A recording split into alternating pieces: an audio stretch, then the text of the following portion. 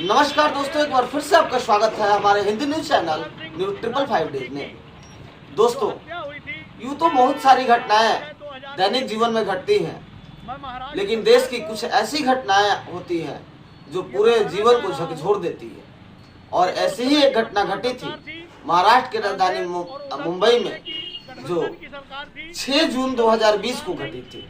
और वो घटना थी हमारे बिहार के लाडले बेटे सुशांत सिंह राजपूत को मारा गया था। ये बात अब कहा जा सकता है कि मारा गया था, क्योंकि आपने देखा कि सुशांत सिंह राजपूत के मृत्यु के बाद जो वाकया या जो घटनाएं धीरे धीरे सामने आई, उससे सारे देश को पता चलता था कि समथिंग इज नॉट राइट, मतलब कुछ सही नहीं है।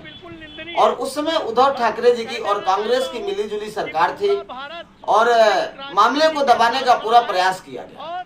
देखा गया कि बिहार से जो आईपीएस ऑफिसर विनय तिवारी जी को जांच के लिए भेजा गया था, उनको भी क्वारंटाइन कर दिया गया और तरह तरह के ब्लेम लगा करके और उनको फिर से वापस भेजे गए। वहीं दूसरी तरफ देखा गया कि सुशांत सिंह राजपूत की लड़ाई लड़ने वाले बेटे अर्णव गोस्वामी जो थे, उन पर भी जुल्म ढाने का प्रयास किया गया। और साथ में जो कंगना रनावत थी, बॉलीवुड की शेरनी, उनके घर पर भी बुलडोजर चला दिए। मतलब कुल मिलाकर देखा जाए तो सुशांत सिंह राजपूत को दबाने का एक भी मौका छोड़ा नहीं गया। लेकिन दोस्तों, नियति को जो मंजूर होता है उसके आगे इंसान की कुछ नहीं चलती है। और जैसे ही बीजेपी की सरकार आई और उसके बाद उनके पोस्टमार्टम में जो मोर्चरी के स्टाफ थे, रूप कुमार शाह, वो मौके और स्थिति को भांपते हुए सामने आए और उन्होंने अपने दिल की बातों को बताया। उन्होंने सीधा कहा कि आज अपने 22 साल के अनुभव में हमने कभी नहीं देखा कि ऐसी बॉडी जो आत्महत्या में आई हो, क्योंकि आत्महत्या में ब्लड क्लॉटिंग से लेके और बॉडी के जो कंडीशन होते हैं, इसके उसमें और मर्डर के बॉडी कंडीशन में अंतर होता है। और वो अंतर उन्होंने सुशांत सिंह राजपूत के बॉडी पर साफ महसूस किया था। उन्होंने ये भी कहा कि मैंने भापने के बाद अपने सीनियर अधिकारी को सूचित भी किया कि सर, ये मामला जो है ये आत्महत्या का नहीं, कुछ और लग रहा है, लेकिन उनको नजरअंदाज कर दिया। हालांकि मामले पर सीबीआई ने रूप कुमार शाह के बयान को लेते हुए आगे गंभीरता से विचार भी कर रही है। और अब जो है धीरे धीरे अगर देखा जाए तो सुशांत सिंह राजपूत के पिताजी के बयान के अनुसार अगर देखा जाए तो उन्होंने कहा कि वहां से हमें बीजेपी के नेताओं से के बयान के आधार पर मैं बता रहा हूं, बात के आधार पर बता रहा हूं कि उद्धव ठाकरे का परिवार इस घटना में शामिल है। मतलब एक बात पूरी तरह से साफ हो गया कि यूपी, बिहार, झारखंड और पश्चिम बंगाल से महाराष्ट्र में जाकर काम करने वाले मजदूरों को भैया अगर ये लोग कहते हैं, महाराष्ट्र में कहा जाता है, तो क्यों कहा जाता है? मेरा अभिप्राय ये नहीं है कि हर मराठी बिहारियों का अपमान करता है या उत्तर प्रदेश का या इधर इस तरफ के रहने वाले लोगों का अपमान करता है।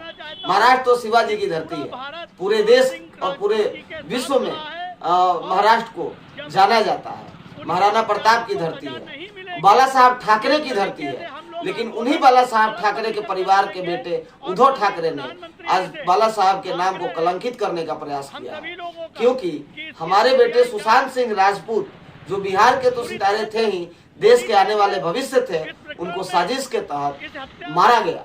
और ये सीधी बात है, क्योंकि उनके साजिश में शामिल रिया चक्रवर्ती जेल से छूटने के बाद डांस करती है और लोग बगल में देखते हैं। हमें अपने न्याय और कानून व्यवस्था पर पूरा भरोसा है। हो सकता है न्याय में थोड़ी सी देर हो जाए, लेकिन न्याय बेहतर होगा। अपने कानूनी व्यवस्था को और देश के लोगों को एक विश्वास दिलाने का ये माध्यम है कि कानून अपना बेहतर से बेहतर काम करे। क्योंकि सारी देश की जनता कहीं ना कहीं इस पे नजर गड़ाई हुई है और सबके मन में एक ही बात है कि सुशांत को मारा गया था। सब लोग इस बात को जानते हैं कि सुशांत को मारा गया था। फिर वो कौन लोग हैं कि सारे इस सच्चाई को दबाकर, सारे सिस्टम को धत्ता बताकर और दबाने में लगे हैं। हालांकि हमारी सीबीआई और देश के कानून व्यवस्था पर लोगों को भरोसा है और न्याय मिलना चाहिए। और जब तक न्याय नहीं मिलेगा, सुशांत राजपूत की लड़ाई हम लोग लड़ते रहेंगे और न्याय जब मिलने तक हम लोग हमेशा इस केस को छोड़ेंगे नहीं, चाहे हद तक जाना पड़े। और इस क्योंकि ये बात सुशांत सिंह राजपूत की नहीं है, ये लड़ाई उन सारे कलाकारों की भी है जो आज मुंबई बॉलीवुड में जाकर रहते हैं और प्रतिभा होने के बावजूद भी नेपोटिज्म का शिकार होकर के और उनको उनका स्टेज नहीं मिलता है। Rakesh Kumar Pandey, news 555 day. राजपूत जी की जो हत्या हुई थी 14/6/2020 में, मैं महाराष्ट्र सरकार को ये बताना चाह रहा हूँ कि जो उस समय की वर्तमान सरकार थी, कांग्रेस और उद्धव ठाकरे की गठबंधन की सरकार थी, उस समय पर सुशांत सिंह राजपूत जी की हत्या की गई, जिसे एक दुर्घटना का उदाहरण देते हुए उसे एक आत्महत्या का रूप में दर्शाने का काम किया गया। साथ ही महाराष्ट्र के लोग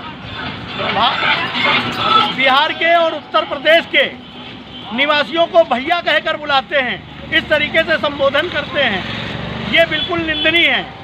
मैं कह देना चाहता हूं कि पूरा भारत सुशांत सिंह राजपूत जी के साथ खड़ा है और जब तक उनके हत्यारों को सजा नहीं मिलेगी, इस तरीके से हम लोग आंदोलन सड़क पर निकल कर करेंगे। और माननीय प्रधानमंत्री जी से आग्रह है हम सभी लोगों का कि इसकी सीबीआई जांच पूरी तह तक होनी चाहिए। इस प्रकरण में, इस हत्या में जो भी लोग सम्मिलित हैं, उन्हें कड़ी से कड़ी सजा मिलनी चाहिए।